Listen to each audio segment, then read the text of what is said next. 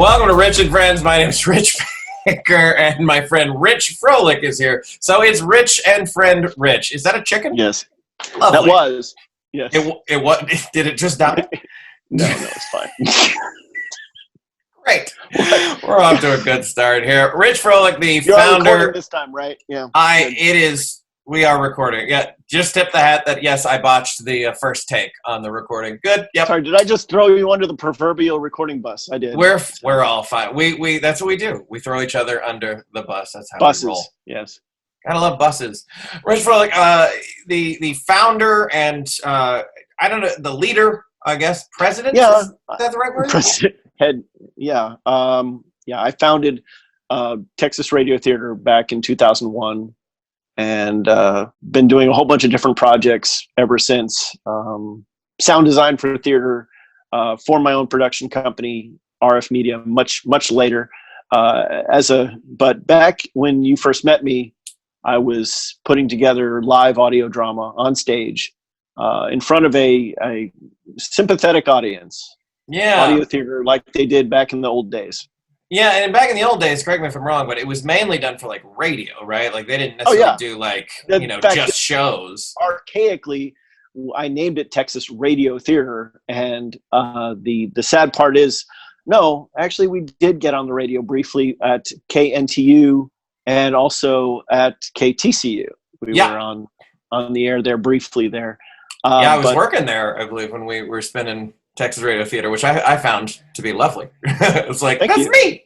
I appreciate it. And we did some recreations. We did some of our own stuff. And we had some really great audience reactions. People were loving it. I found it to be a lot of work for, and just like any theater, a lot of work for not a whole lot of, is the word remuneration? I never always get that. Basically, a lot of work for no money. Right, yeah, because there's not a lot of money in theater, period, unfortunately. I mean, a few theaters are doing What's amazing is that Texas Radio Theater is currently in Cybernation. We don't do any live shows. Well, we do like one live show a year at the Grapevine Public Library. We do some there's a Doctor Who event that happens in October. And last couple of years, last year we didn't do it, but 2 years previously, I wrote a new Doctor Who, what would you call it, fan fiction audio play, which we produced. And so that's our only live performance that we've been doing. All the other stuff we've been cooperating with other audio drama networks, like podcasts we did with Previously On, which you recently helped me work on an episode. So that's really what Texas Radio Theater is doing right now, but I'd love to get it back on stage because, as I was about to say, we were one of the few theater companies that maintained our balance sheet mostly in the black for our entire run. Yeah, we were never, because, well, first of all, like community theater, a lot of our actors were volunteer. Right. And what I would pay them in food and sometimes adult beverages, and they were very appreciative of that, and because a lot of theater didn't even give them that. So sure. As far as our operating costs, we did a partnership with a local museum and some coffee shops, so they never charged us rent. And as far as the donations we got, I was able to get microphones and music stands, and about the only outside cost that we needed to do was print scripts, because we were reading off of scripts. Nobody had to be off book. So there was a lot. That was in a day before iPads. Yes. Well, now, I don't have to print anything. We can use iPads. And I have actually, for the more recent shows, just made sure that I put the script all in PDF so that their devices will not auto format. Because if you say you're on page 15 and they're like, I don't see it because here's a PDF. Everybody's on the same page now. Literally. So. Sure. So take me back. Arlington, Texas is not necessarily the hotbed of production and culture yet. I just noticed something. Is the screensaver behind me making my? Oh yeah, you look like a trippy angel. Okay. It's really cool. All right, good. Arlington, Texas, the hotbed of actually. You've got the Rangers, you've got the Dallas Cowboys, you've got but back then I think we just had the Rangers at that point. Yeah, I mean the Texas Rangers, play there, and the They're Dallas not Cowboys, of course. theatrical, as they're not really that theatrical. They're more like, I would say dance. I know you're saying words. I just don't get them. I'm saying words you don't put it. Yeah, but I mean, play ball. Do that. Well, they do. Maybe they play ball. I don't know. I think they literally, that's what they do. But some would argue that, as far as looking at the scores, that's what I was going for. But anyhow, so you can cut this out, right? No, I don't edit. So Chicago has tons of theater. New York, tons of theater. LA has tons of productions. Arlington has nothing. You think if I'm going to start a theater company, you think maybe Toronto, maybe London. There's different places, but like in Arlington, Texas. Wow.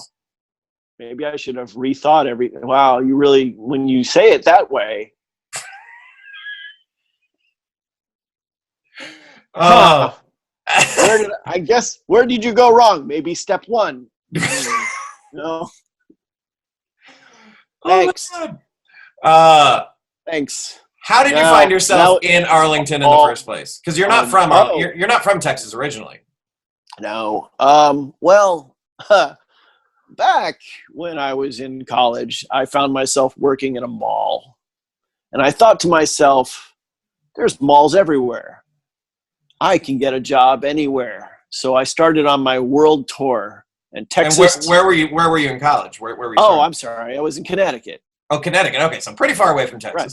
Yeah, and I had gotten some gigs in. I did video production. I got some gigs in New York, Connecticut, around the New Jersey, and I had saved up a little bit of money doing freelance video production. So video's been a part of you since you basically started out. Yeah, exactly. Did you go to school for that? Yes. I went to school for media communications, so audio, video, writing. I actually started I wanted to be a journalist, and I liked the more creative. See, only now have journalists written, made up stories. Back then, journalism was more about telling, the story, not making it up. So like facts and stuff. Yeah, so I liked telling stories more, so I went into radio and video after that. So that's what I learned in college, and I got hooked up with different freelance video producers back there. Like I said, saved up a little money, and then I saw. But I was working at a mall. That's how I was making my real money. Was working at a bookstore. Books. I know you might have heard of these things. They unfamiliar. No. It's just like this. See? Oh, it's like a bunch of paper. Yeah. Nice. I sold these. Yeah. Oh wow! in the mall, maybe. Oh my gosh, a mall. Yeah, it's kind of like Amazon, but in a building.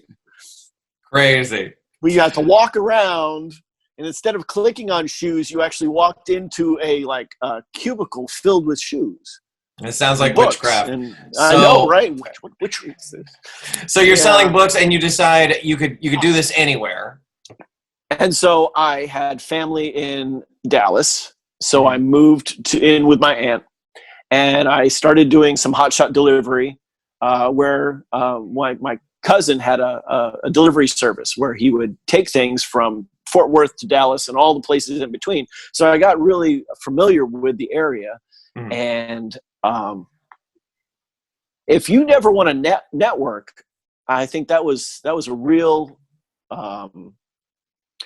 real nice way to get to know the area and get to know people who are needing services. And I actually I delivered something to a video production, somebody who did video, and we got to talking. And he says, "Well, what do you do? You're not a delivery guy. You don't strike me as a delivery guy." And I was like, "No, actually, I'm a video. I do video, videographer." He's like, "I know somebody. You need to call this guy." So I called him, and I ended up working for this guy for almost well over 25 years before I got laid off. That's a heck and of that's when I started my own production company, which is it's been hit or miss. I say miss right now, given the world situation. Sure, everyone's missing right now. Yeah. But funny story, but we'll go into that later. Actually, I'm fixing bicycles now. We're so busy, right? I pivoted. A friend of mine has a bicycle shop, and because I really wasn't making as much as I needed to with video, it was feast or famine. I would get this really nice gig and be able to pay all my bills, but then, I had nothing for a little while. So when I got paid very well. But again, the gigs I'm still trying to build up my brand. I'm still trying to build up clientele. And a lot of the small businesses I've been working with don't have the money to get the quality of video that I can provide for them, because I had been doing I've been doing some educational videos for some really large companies before I got laid off. So I actually have a really high skill set, and I've been trying to ratchet that down to somebody who can afford $25. Oh, wow.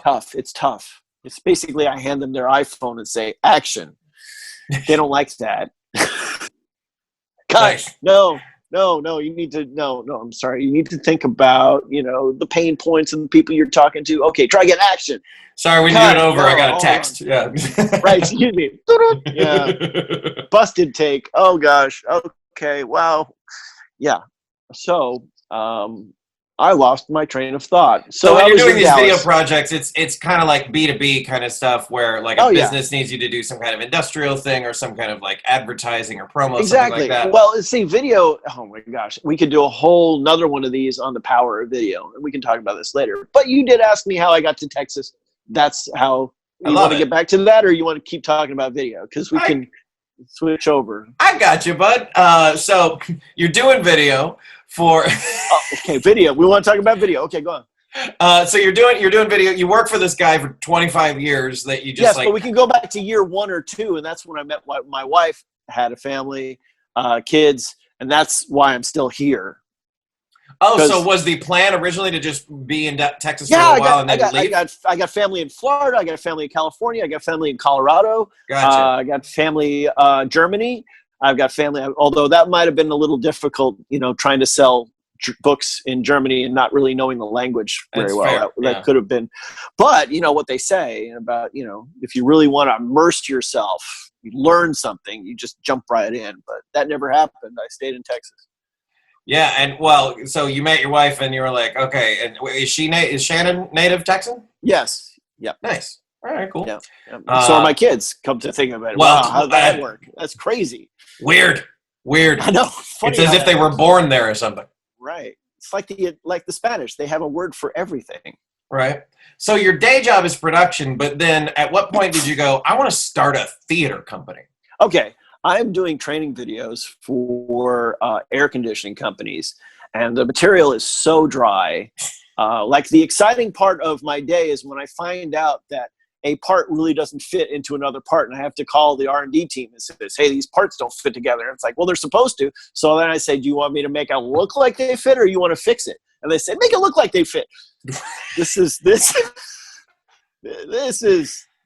the secret of training video. Why, when you're watching the video, you're like, this doesn't work. It's because somebody said, make it look like it works. Like, for instance, the time that we're putting an air handler, which involves a very heavy heat exchanger and a blower unit and controlling, and we have one guy hoisting it into the attic one-handed. How did we do that? We took all the stuff out of the cabinet. It was light as a feather. Real technicians are going to look at that and go like, there's no way. There's no freaking way. All right. Yeah. And there's like, yeah, well, look at the video. Perfect. It's real. Anyhow, so movie magic. I love it. Movie magic. And I don't know how we got off on that tangent, but you're about to tell me what spawned you into starting a theater company. Dry. That was so dry. I needed. How dry was it? Like the Nile in winter. So I was doing this stuff, and I just started, writing sketches. And I actually got involved in there was this comedy writing group in Dallas at the time, and some of them had actually worked for some network TV programs. And I started getting involved in this writer circle, and they kept telling me my stuff was crap. And I was like, yeah, it is, but are you going to help me? No. Oh. And then I started telling people about, I really liked audio drama. And I was like, well, I'd really like to start an audio drama group. And then I was looking for help. I was looking for collaborators, because back in college, I had a comedy radio show, and I had some people that were just really tight collaborators. And I was just looking for somebody to work off of rather than be the guy. And every time I said, I want to start this audio drama group, and then they kept saying, well, tell me when you get that started. When I was trying to help, say, hey, come on, you're a creative person. Maybe you can help me do this. Yeah. So the closest thing we got to that was when you and me and Rod Wayne, does that sound right? Yeah, he directed some, yeah. We did, oh gosh, what was it? Colonel Nichols. Was that it? Yeah, Did we work on Colonel Nichols together? Yeah. I believe you wrote the first Colonel Nichols, and I was like, oh, I want to help you write the second one. Did you also help us with a rewrite of The Flash Shadow? Gordon? Flash The Gordon. Shadow? Yep. We did all that, yeah. So just to tell the audience, so Colonel Nichols and the it was Colonel Nichols and the Thing, and he was this British explorer, and you created him, right, originally? Yes. Right. Yeah, and he was very British and very stuffy and very, very misogynistic, and women can't do anything. And there was an in-joke that he always had his niece along with him. Yeah. And it was always a different niece. That was I love that series. Well, you played the butler, didn't you? Yeah. Oh my gosh, I loved. I believe I had a voice something like this, like yes, and that sounds. And you would lovely. always say something snarky, and the colonel would go, "What was that?" And then you'd say something completely different. That made, like something. I can't believe you're such an idiot, sir. And it's like, what? What'd you say? I said the hors d'oeuvres already. Yeah. It was a good time. So prior to that, you were just the guy. There was no collaborators. There was no partners. It was just you doing all of it. I figured out it was one of those moments where I was like, well, no one's going to help me, so I've got to do this myself. Gosh darn it. And yeah, so I just started. There was Adam Dietrich, who is now a famous TV producer now. He just had what would you call it? Just infatigable, infatigable. Anyhow, he had so much energy. Yeah. I should look for my dictionary and come up. Anyhow, he had so much energy, so much charisma. Yeah. He had a plus 20 charisma for anybody who plays desktop games. He could just get a whole bunch of people to do stuff. And when I was telling him, I don't know why we were there, but again, he's the kind of person where you just want to tell your story to. Mm-hmm. And I told him, he said, oh my gosh, that's so wonderful. Let's get this done. So he was like the first person to even make a hint that he would be willing to collaborate. Now, he was also involved in so many other things that he kind of helped Texas Radio Theater. It basically gave me the confidence to do it. Say, nice. You should do it. So I started it with Adam's help initially, and then he went off to be a big-time network producer, and I kept doing the radio theater. It's fantastic. And you got to, I don't think a lot of people think of Dallas-Fort Worth as having, of actors living there. My God. There's a lot of great talent. That, you just hit on something that's really important to the success of Texas Radio Theater. Is there is such a wealth of talent in Dallas, but you'd never think about it. There's actually now I might be just making this up, but I think and I don't even know what the name of the company was, but all the radio jingles that were done in the 70s, 80s, and part of the 90s were done in Dallas, Texas. Oh, really? Whenever you hear a disc jockey's name sung, like Rich Baker, and you'd hear all these people singing it, that was done in Dallas. And there was there was a lot of post-production, a lot of audio production. It was a hive of that kind of activity. Video games. video game voiceovers, a lot of the people that voiced video games were based in Dallas voiceover talent. Wow. So like, for instance, Borderlands, all those voices were done. A lot of the, excuse my grandfather clock, it's telling us what time it is. I guess it's early. It's not, it thinks it's the top of the hour, silly old thing. So I'm trying to think of the other, there were actually a couple of video game producers that were located in the Dallas-Fort Worth area, and they utilized a lot of the voiceover talent. So a lot of the people in Dallas-Fort Worth have a lot of resume, at least the folks that did voiceover, and a lot of actors have resume credits that reach into online, video games and stuff like that. So, well, and I also remember when I was, in college, and when I just met you, a lot of the people that were working with us at the time were at Funimation Studios. Yeah, Funimation is still there, and they're still. I did Dragon Ball Z and a few other, like, the anime. So that's out of Dallas, Fort Worth, actually Fort Worth, but it's out of the area. Right. Stage plays, I think we do have a couple of professional companies. I think there's a handful of them, but it's nothing like what you would see in LA or Chicago or New York. Sure, yeah. It's still a lot of the. See, New York is not now, but New York is a destination. People go there to see shows. Sure. Chicago to some degree. LA, I don't know if there's a lot of better than I do about the theater scene in LA. It's not as small as people think it is. But it's also. No, I don't know. That's why I'm asking you. Yeah. I think a lot of people think that LA doesn't have theater. It has some theater, but obviously nothing compared to New York or Chicago. But it's a big city, so it's got tons of theaters and a lot of actors that want roles. So a lot of theater. Wow, a lot of actors in LA. I never would have thought about that. It's crazy. We're falling off trees here. It's mainly because there's no branches, just a palm tree. So straight up and down. Yeah. Okay, I see that now. Thanks for the visual. So you and Adam kind of helped you get the confidence to start doing it, and then you did it, and you stuck with it for like a long time. So you said that you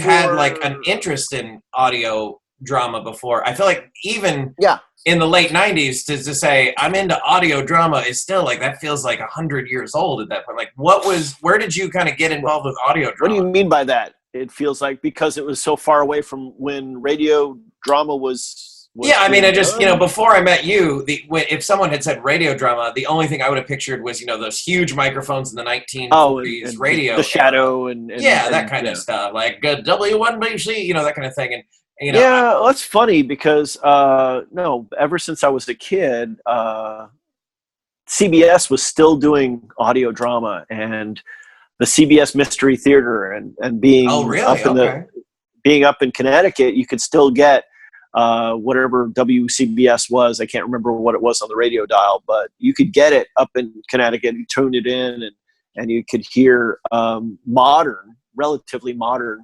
audio drama. And a lot of them were along the lines of, I guess, Dimension X and X-1. It was kind of sci-fi, but it was also thriller.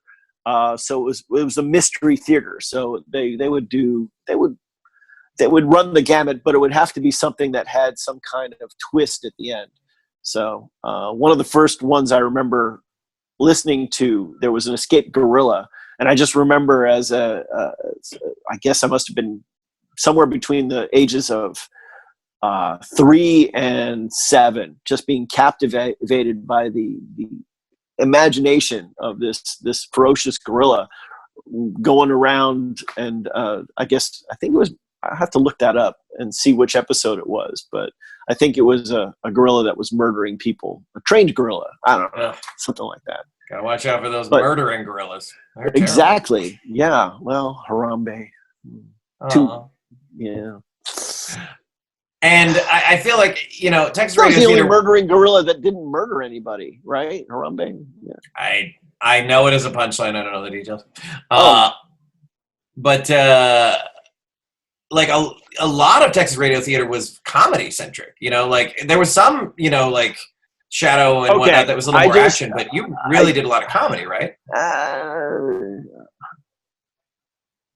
Okay. Yes. I think even the serious stuff, I would always either I would wink at the audience every now and then. I would always put a little something humorous in there. I think that's just how I'm cut. Sure. And if it was super serious, there's debate on that. But I would put joke commercials and things like that. It would be like the burlesque show and the clown kind of walks in between the acts, just, hey, look at me, I can do a fan dance too, that kind of thing. So I would do fomercials in between the original stuff that you wrote. Right, original stuff or an original adaptation of, let's say, a Sherlock Holmes. We would do that, which isn't funny. Doesn't have to be. All right, maybe. All right. No, but we do serious things. Like there was one thing that you did that I do remember quite vividly. It was the 20,000 Leagues Beneath the Sea. Do you know why I remember that one? I have a feeling, but please you tell me. Do the accent. Why that accent you have? What is it? It's French. No. Yeah. I think I was 21 or 22, and I'm the lead in this theater production. For me, it was a big deal at the time. I was so like, and I'm doing Aronnax, French, and he's supposed to be French, right? I don't know what I was doing, but that was trying to do I felt you were close. I'm not, I'm not native French speaker, so what do I know? But as the story goes, like, we get done with the show, and this lady who I don't know at all, she's like probably in her 40s. She loved your performance. Yeah, she's just gushing over you, right? Yeah, she was just like, you did such a great job. That was such a cool thing. Hey, real quick question. What accent was that? And I go, French. And she goes, no, that's not it. And I just went, bro. It's like, I gotta go home. Yeah. We won't talk about the first one. I don't even know what the play was. I can tell you exactly what it was. My first play with you was called Spunky McLean. Was it? That was done by Sonny. Sonny Bynum was the writer-director. Yeah. And I think I was playing 4 different parts. And one of them was very similar to the Butler. It was I'd played a bunch, and then I would mine those voices for future shows. But one of them was basically like the main character's assistant, and he was a bit British and he was a bit uppity like this. And I had gotten some kind of stomach bug or something. Yeah. And so it's me and the lead guy, his name was Rod, and there was maybe 30 seconds left in the show. Maybe 10 seconds. It wasn't much.